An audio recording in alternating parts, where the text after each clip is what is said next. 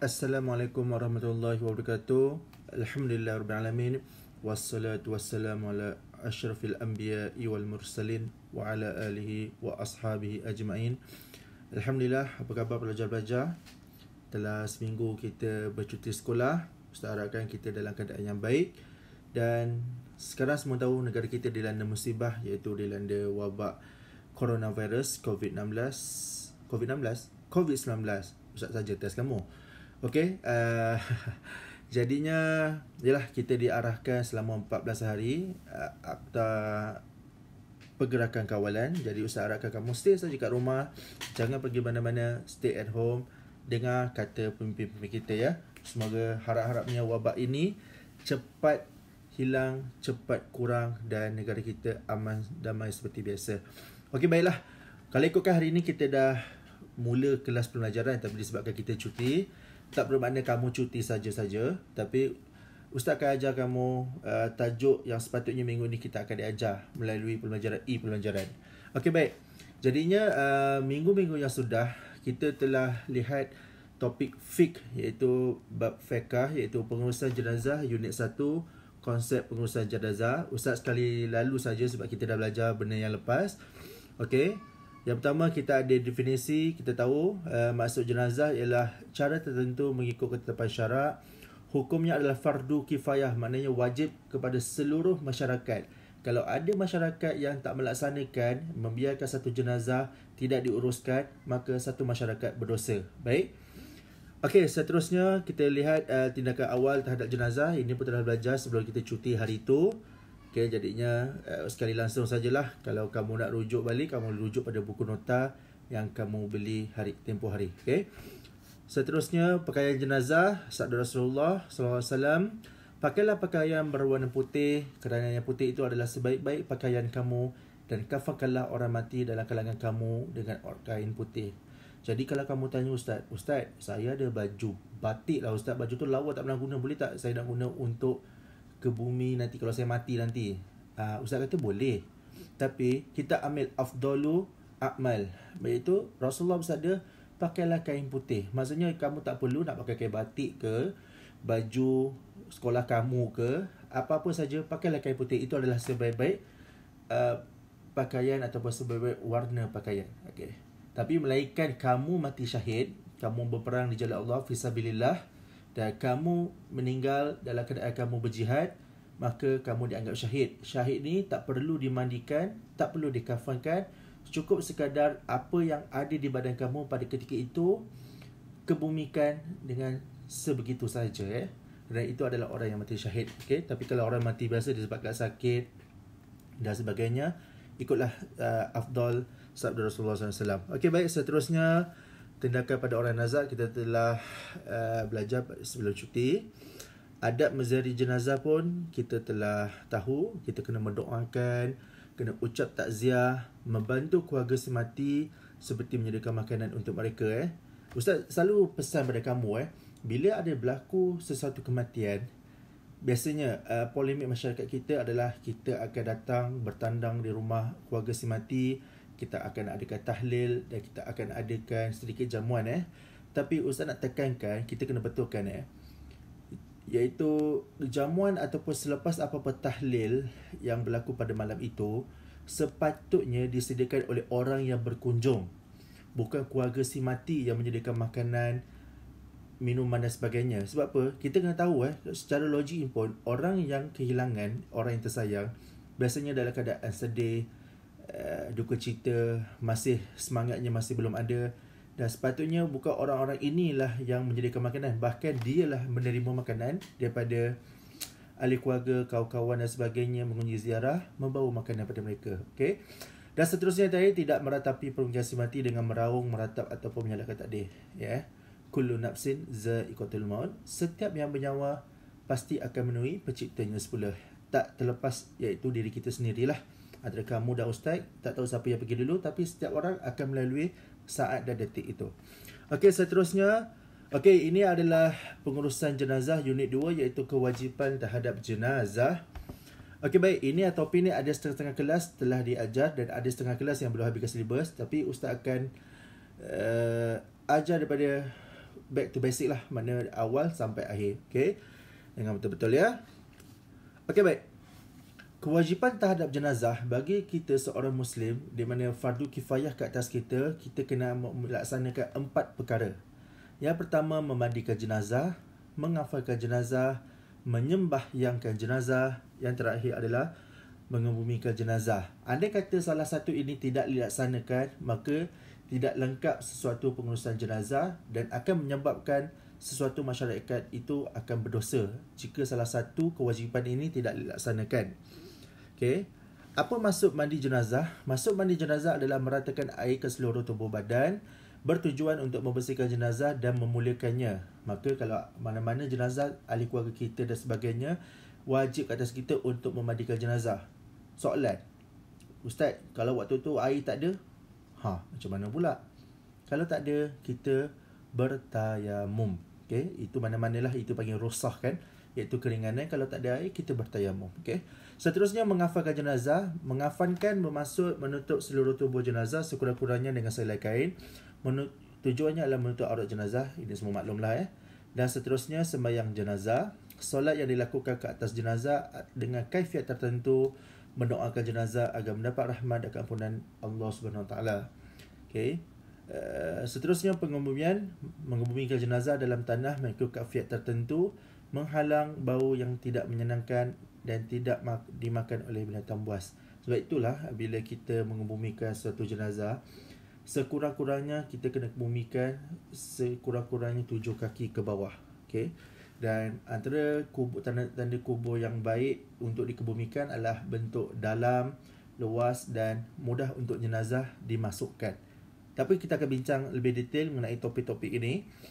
Okey, info sedikit di belah kanan itu yang kotak warna hijau tu. Tahukah anda mana-mana bahagian, itu bahagian typo, badan yang terpisah semasa memandikan jenazah haruslah dikebumikan bersama-sama dengan jenazah. Contohnya gigi, rambut, kulit, kuku dan lain. Ini kita lihatkan kalau anda ada kemalangan yang tidak berbau, kemalangan jalan raya dan sebagainya. Mungkin ada badan-badan, part-part bahagian badan yang terpisah, kita kena kebumikan bersama-sama dengan jenazah. Maknanya janganlah kamu kebumikan badan, main body, satu kain kafan, kaki ataupun tangan, kafan yang lain. Tidak boleh. Sekalikan. Okay, sekalikan dalam satu kain kafan. Okey, seterusnya adalah, kita lihat yang pertama kita tekan kepada bab mandi jenazah. Okey, syarat mandi jenazah ni ada 3 sahaja. Yang pertama, mayatnya adalah orang Islam. Ini semua maklum Orang bukan Islam, maka tidak wajib ke atas kita. Okey, itu adalah masyarakat ataupun agama masing-masing lah untuk menguruskan jenazah yang bukan Islam. Nombor 2 adalah masih ada anggota mayat walaupun sedikit dan bukan mayat yang mati syahid. Okay.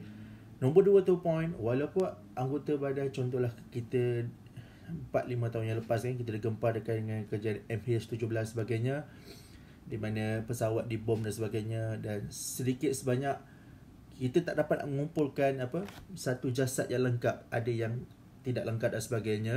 Tapi walaupun ada yang tidak lengkap, wajib ke atas kita untuk menguruskan, untuk memandikan jenazah tersebut.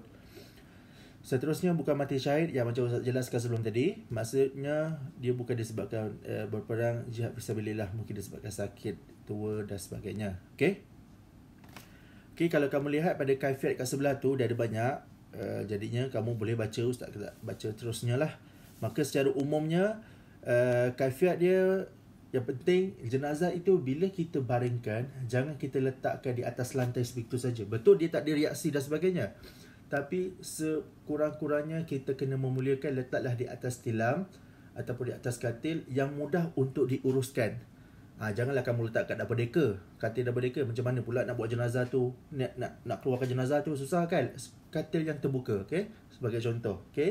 Dan sebaik-baiknya adalah yang menghadap kiblat. Aurat jenazah sentiasa ditutup, tutup segala aib dia, jangan dinampakkan kepada orang luar, orang yang datang kunjung untuk memberi penghormatan yang terakhir. Dan seterusnya, ketika kita nak memandikan, adalah penting untuk kita mengeluarkan segala najis atau kotoran di badan jenazah. Contohnya dicupin telinga, bersihkan daki-dakinya, di lubang hidung, di tepi-tepi leher dan sebagainya. Dan di kawasan-kawasan yang sulit, Dan terutamanya di kawasan perut. Kita tahu bila matinya seorang anak Adam itu, tidak ada yang lain yang akan berfungsi dalam badan. Jantung, paru-paru, ginjal, semuanya akan terhenti. Maka poin nombor 4 itu, tekan perut perlahan-lahan agar najis dan kotoran keluar. Maksudnya kamu kena tekan perut dia, urut perut dia ke bawah, perut secara perlahan untuk menekan. Macam kita buat berhadas kan, macam hadas kan, kita dianjurkan sunat untuk berdehem ketika kita membuang air kecil kan. Dengan berdehem itu, sisa-sisa baki air kencing itu akan keluar kan. Kita berdehem, sisa itu keluar. Begitu juga dengan mayat, jika kita tekan perut dia perlahan, sedikit sebanyak najis yang berada di hujung-hujung kubul dan dubur akan keluar. Macam tu ya.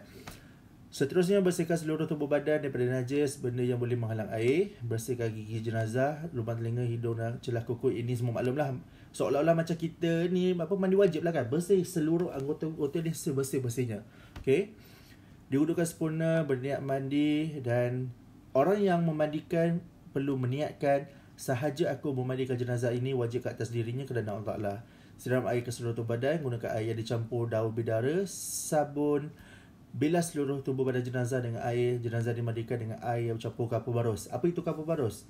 Ialah sejenis alat yang bersama-sama turut digunakan untuk menguruskan jenazah. Kebiasaannya masyarakat kita sekarang, kita ada satu set. Kalau kamu pergi mana-mana kedai kelengkapan haji dan umrah, mereka akan jual satu set lengkap untuk memandikan jenazah. Seperti contohnya ini di belah kiri kamu tu, kalau kamu pandang sama macam ustaz, di belah kiri set lengkap pengurusan jenazah, dia ada bagi lengkap lah. Cotton apa? Kapas. Kapas, air mawar, daun bidara dan sebagainya, kapur barus Sabun tu pula, nak pakai sabun apa, Dettol dan sebagainya, janji benda tu sabun lah. Jangan kamu bagi klorok. Kang ada yang kena Kang. Seterusnya kapur barus, itulah sebagai contoh uruskan seterusnya. Seterusnya, poin nombor 2 adalah kaifat cara menguruskan jenazah dari sudut kafan jenazah. Okey, kafan jenazah ni Ustaz pernah cerita sebelum cuti, tapi kita remind balik Sekurang-kurangnya bagi jenazah lelaki, afdalnya adalah 3 lapisan kain putih. Ustaz, kalau saya ada satu je, kalau keadaan yang tak mengizinkan, memang ada satu saja, kebetulan kedai kain pun tak buka ni, satu pun boleh. Tapi afdalnya 3. Ustaz, saya nak bagi 5, boleh 5 untuk jenazah lelaki? Boleh, tapi buat apa nak balut tebal-tebal? 3 cukup lah kan, tak perlu memazir kan. Dan jenazah wanita afdalnya 5 lapisan kain putih. Okay. Untuk jenazah wanita, dia ada lebihan 2 kain putih, iaitu 2 lapisan pertama adalah menutup seluruh badan, 1 lapisan menutup aurat bahagian pusat dan lutut, 1 lapisan baju untuk menutup bahagian tubuh jenazah, dan 1 lapisan adalah bahagian kepala jenazah. Sebab kita maklum aurat perempuan ni daripada hujung rambut sampai hujung kaki, maka ada lebihan kain untuk menutup seluruh anggota badannya. Okay. Kaifat ni, yang pertama, kaifat ni maksudnya cara ataupun method untuk melaksanakan menghafalkan jenazah. Yang pertama adalah kain kafan dihamparkan sehelai demi sehelai. Sehelai letak lapisan pertama, lapisan kedua, lapisan ketiga, letakkan di atas impak satu sama lain. Setiap lapisan kain ditaburkan wangian kecuali yang meninggal dalam ihram. Ihram ni tak perlu, sebab apa? Ada pantang larang ihram. Okay. Nombor 4 adalah kedua-dua tangan jenazah diletakkan seperti qiyam solat. Maknanya tangan kiri berada di atas perut dan tangan kanan berada di atas tangan kiri. Macam kita kedudukan solat kan, waktu kita qiyam, letakkan seperti begitu. Dan kafankan jenazah dengan berhati-hati dalam melembut dengan menutup seluruh tubuh badannya. Okey, itu semua maklum lah. Okey, mudah. Yang seterusnya, nombor 3, okey, adalah solat jenazah. Setelah kita menghafalkan semua proses-proses menghafalkan jenazah, kita akan melakukan solat jenazah. Bergantung, ada setengah orang mungkin nak solat jenazah di rumah sebelum bawa ke masjid. Ada juga yang daripada hospital terus pergi ke masjid, tak balik rumah dan sebagainya. Itu bergantung kepada situasi masing-masing, keluarga masing-masing. Okey, yang pentingnya dalam solat jenazah, niat untuk mengadakan solat jenazah adalah ni kita sebagai makmum, bukan mayat tu yang solat. Kalau mayat solat, ustaz lari dulu. Okey, ini kita yang sebagai makmum ataupun imam untuk solatkan jenazah. Sahaja aku menunaikan solat ke atas mayat ini 4 takbir, fardu kifayah sebagai imam ataupun makmum kerana Allah Ta'ala. Okey, mudah saja. Okey. Nombor 2, okey, bertakbir kali pertama iaitu takbiratul ihram. Kita angkat Allahu Akbar. Okey. Dan bacalah apa-apa surah Al-Fatihah dan sebagainya. Yang kedua adalah bertakbir kali kedua Allahu Akbar. Bacalah mana-mana surah dan sebagainya.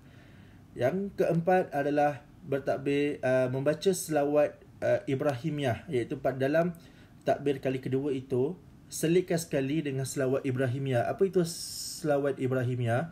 Yang ada dalam kita dalam tahiyat awal ataupun tahiyat akhir, iaitu Allahumma salli ala Muhammad wa ala ali Muhammad kama sallaita ala Ibrahim wa ala ali Ibrahim innaka Hamidum Majid. Okey, itu saja. Ataupun kalau kamu nak baca lebih panjang, terpulang, tak ada masalah. Seterusnya bertakbir kali ketiga, kita akan membacakan doa untuk jenazah. Baca masing-masing Allahumma ghfir lahu warhamhu wa'afihim wa'fu anhu. Allahumma ghfir lahu warhamhu wa'afihim wa'fu anhu. Okey, itu jenazah lelaki. Kalau bagi jenazah wanita, tukarkan di hujungnya. Seperti Allahumma ghfir laha warhamha wa'afiha wa'fu anha. Okey. Kalau lelaki hu, kalau perempuan ha di belakangnya. Tapi kalau jenazah tu ramai, kalau mungkin ada satu keluarga kemalangan dan sebagainya, ada suami, isteri dan anak, tukar pada hujungnya juga Allahumma ghfir lahum warhamhum wa'afihim wa'fu anhum. Okey. Seterusnya bertakbir kali keempat dan memberi salam. Okey. Dan peringatan, lihat pada belah kiri, baca doa selepas takbir keempat adalah sunat sahaja. Baca doa untuk si mati pada takbiratul ihram ketiga adalah rukun. Okey, maknanya takbir kali ketiga itu membaca Allahumma fir lahu warhamhu wa'afihim wa'anhu adalah rukun. Kalau tak baca, maka solat jenazah kamu itu tak sah. Okey, itu sebab apa? Rukun. Okey, baik, seterusnya adalah ini adalah kedudukan ketika kita nak menyolatkan jenazah, mensolatkan jenazah. Boleh nampak betul. Okey. Okey, Ustaz tak sure kamu gambaran sama dengan Ustaz, rasa sama je lah kot. Okey, bayangkan kita menjadi imam.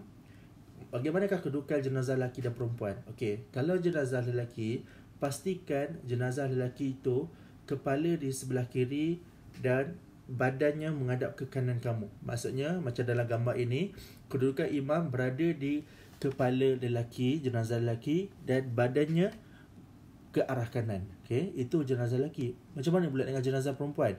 Jenazah perempuan kepalanya ke arah kanan, kaki pula ke arah kiri, dan imam menyolatkan di bahagian badan tengah jenazah perempuan yang pastinya menghadap kiblat. Kamu nampak Okey, bagaimana pula dengan jenazah yang ramai, mungkin 10 orang dan sebagainya. Okey, cara susunannya seperti jenazah perempuan, tapi kita aturkan, ada yang ke depan, ada yang ke belakang. Maksudnya kalau lelaki itu pastikan dia di tengah sedikit, perempuan di kanan sedikit. Faham tak? Faham kan? Maksudnya lihat jenazah perempuan. Okey, bayangkan kalau jenazah tu ramai, di sebelah jenazah perempuan itu pastikan jenazah lelaki di kirikan sedikit, supaya sekurang-kurangnya di badan jenazah perempuan tu ada jenazah lelaki. Susukan atur yang sama. Kalau tak faham, naik sekolah kita jumpa. Okey. Ni saya ringkas nanti lebih detail nanti kita naik sekolah kita akan jumpa balik lah. Okey, seterusnya kaifiat ataupun cara menghubungikan jenazah. Ini adalah step yang terakhir sebelum kita menyelesaikan empat cara untuk menguruskan jenazah lah. Okey, untuk menghubungikan jenazah ada dua benda yang ditekankan. Yang pertama adalah jenazah. Okey, jenazah sunat dahulukan kepala jenazah ketika dihulurkan dalam kubur. Maksudnya waktu disampai daripada naik van, keluar pada van, ketika kita nak bawa turun mayat itu ke dalam liang lahat, sunatnya berilah kepala jenazah itu diturunkan dulu. Kita condongkan sedikit, hulurkan kepala jenazah. Jangan kamu bagi kaki dulu, bagi kepala dulu pada orang yang dalam liang lahat tu kan. Bagi dulu kepala, buat turun. Okey. Yang kedua adalah sunat meletakkan jenazah ke dalam kubur dan membaca, orang yang memegang jenazah itulah, dengan nama Allah dan ke atas sunnah Rasulullah. Okey. Baca doa itu perlahan, hati-hati kita bawa turun dalam liang lahat. Seterusnya sunat orang yang meletakkan jenazah di atas rusuk kanan dengan menghadap ke arah kiblat. Maknanya ambil mayat itu, jangan pegang satu saja, pegang tali dan sebagainya, tapi seolah macam kamu rangkul mayat itu, letak di rusuk kanan kamu. Dengan menghadap kiblat, berhati-hati. Orang yang berada pegang kepala, pegang badan jenazah, pegang kaki jenazah, pegang elok-elok, bawa turun perlahan masuk dalam liang lahat. Okey. Seterusnya, jenis kubur ni, apa yang masuk kubur wajib dan kubur sunat? Maksudnya, sesuatu spesifikasi kubur wajib ada ataupun wajib perlu dalam setiap kubur. Yang pertama adalah kubur itu pastilah dapat menahan daripada keluar bau ataupun dibongkar oleh binatang yang buas. Maksudnya, pastikan kubur itu tak mudah baunya keluar. Maksudnya ialah kita tahu kan, bila proses mayat mereput akan ada keluar bau yang kurang senang. Maka pastikan kubur yang kita nak kebumikan jenazah itu tidak akan mengeluarkan bau, kita yakin. Dan seterusnya, binatang buas kalau dia kumbah balik tanah tu, tak boleh keluar mayat itu. Maknanya kedalaman tanah tu yang mustahak lah, yang perlu. Dan sunat pula, kalau ada kata ada ruang, keadaan yang selesa, yang mudah untuk laksanakan, sunatnya adalah kita memastikan kubur tu